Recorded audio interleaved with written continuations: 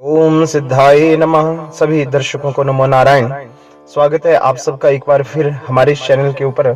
आज अहोई अष्टमी के इस पर्व के ऊपर हम आपके बीच में लेकर आए हैं अहोई अष्टमी की कथा। आइए प्रारंभ करते हैं। ओम सर्व मंगल मांगल्ये शिवे सर्वार्थ साधिके शरण्ये त्र्यंबके गौरी नारायणी नमोस्तुते। अथ अहोई अष्टमी की कथा। एक साहूकार था जिसके 7 बेटे थे, 7 बहुएं तथा 1 बेटी थी। दीपावली के पहले कार्तिक कृष्ण पक्ष अष्टमी को 7 बहुएं अपनी इकलौती ननद के साथ जंगल में खदान में मिट्टी खोद रही थी। वहां पर एक स्याहू की मांद थी। मिट्टी खोदते समय ननद के हाथ से स्याहू का बच्चा मर गया। स्याहू माता बोली कि अब मैं इसके बदले तेरी कोख बांधूंगी ताकि तेरे भी कोई संतान ना हो। तब ननद अपनी 7 भाभियों से बोली कि तुम में से एक कोई मेरे बदले अपनी कोख बंधवा लो। सब भाभियों ने इनकार कर दिया, परंतु जो छोटी बहू थी वो विचार करने लगी, यदि मैं कोख नहीं बंधवाऊंगी तो सासू जी नाराज होंगी। ऐसा विचार कर ननद के बदले छोटी भाभी ने अपनी कोख बंधवा ली। इसके बाद जब उसके जो लड़का होता वो 7 दिन के अंदर मर जाता। एक दिन उसने पंडित को बुलाकर पूछा कि मेरी संतान 7वें दिन क्यों मर जाती है। तब पंडित ने कहा कि तुम सुरही गाय की पूजा करो। सुरही गाय अगर स्याहू माता को कहेंगी तो वो अवश्य ही तुम्हारी कोख छोड़ देंगी, जिससे तुम्हारा बच्चा जी जाएगा। इसके बाद वह बहू प्रातः काल उठकर चुपचाप सुरही गाय के नीचे सफाई आदि कर आती। गौ माता विचार करने लगी कि आजकल मेरी कौन सेवा करता है। एक दिन प्रातः काल जब साहूकार की बहू को सफाई करते हुए गौ माता ने देखा तो माता ने उससे कहा कि बोलो तुम क्या मांगती हो। तो साहूकार की बहू बोली कि हे गौ माता, स्याहू माता ने मेरी कोख बांध दी है, इसलिए आप मेरी कोख उनसे खुलवा दो। गौ माता ने कहा ठीक है, मैं तुम्हारी कोख अवश्य खुलवाऊंगी।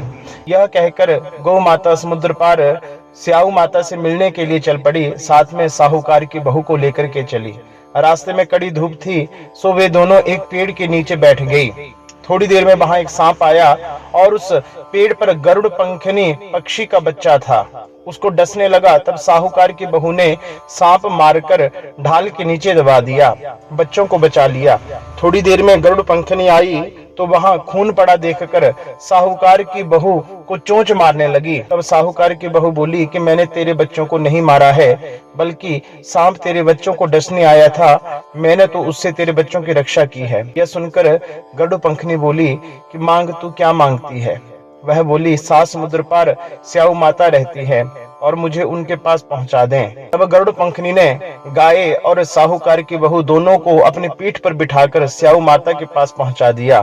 स्याहू माता उन्हें देखकर बोली, आ बहन बहुत दिनों के बाद आई है। और उसके बाद साहूकार की बहू ने स्याहू माता की भी खूब मन से सेवा की। सेवा करने के बदले में आशीर्वाद देती हुई स्याहू माता बोली कि तेरे घर में 7 बेटे और 7 बहुएं होंगी। तो वो बहू बोली कि मेरे यहाँ तो एक भी बेटा नहीं है, क्योंकि आपने मेरी कोख बांध रखी है। स्याहू माता ने उसे सेवा के बदले में आशीर्वाद दिया कि आज से मैं तेरी कोख खोल देती हूँ, तो अपने घर जा और बड़े भाव से अहोई अष्टमी का व्रत उद्यापन कर, तेरे घर में 7 बेटे और 7 बहुएं हो जाएंगी। यह सुनकर के साहूकार की बहू बड़ी प्रसन्न हुई। प्रसन्नता के साथ जब अपने घर आई तो अपने घर में 7 बेटे और 7 बहुओं को पाया।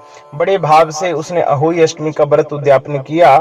इसलिए आज के दिन माँ भगवती की अहोई रूप में जो भी पूजा करता है, माता उसकी सब इच्छा को परिपूर्ण करती है। स्याहू माता ने जिस प्रकार साहूकार की बहू की कोख खोली, उसी प्रकार सबकी बिगड़ी को माँ अवश्य बनाती है। और इस कथा को जो भी सुनता है, सुनाता है, उसको सब प्रकार से अहोई माता का आशीर्वाद प्राप्त होता है।